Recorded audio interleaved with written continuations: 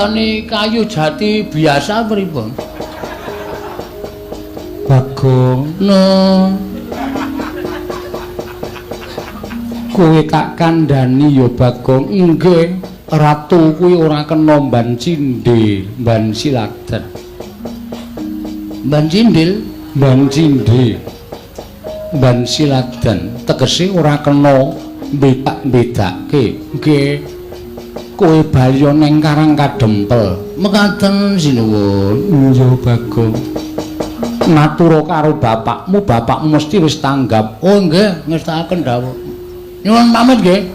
Dulurku Dara, sing ati-ati aja kaya bocah cilik. Sampeyan ora ngerti kekuatan kula to?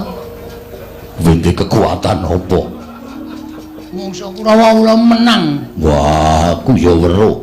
Gumun aku ing ngatasi Bagong kok kekuatane ngedapi-dapi. Awula saniki Bagong modern. Iso ambles bumi, iso mabur. Oh iya. Nggih. Kaya ngopo? Mangmatke nek mboten pitados.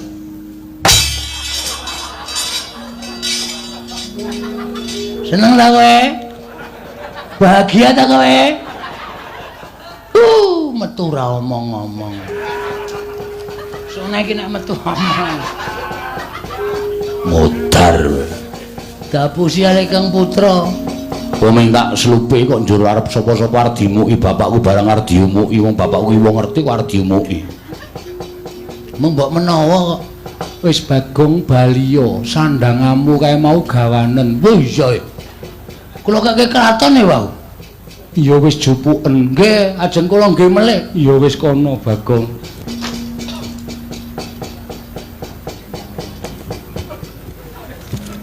Robo Kiai, mbuh. Dimas Antasena, ketak ndasmu kok.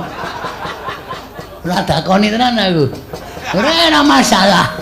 Sing penting kowe iso gimer sirahe gareng. Sik diancam kok kakane. Nyuwun pamit, Sinuwun. Sing ati-ati aja kaya bocah cilik. Nggih, nyuwun pamit nggih. Iya.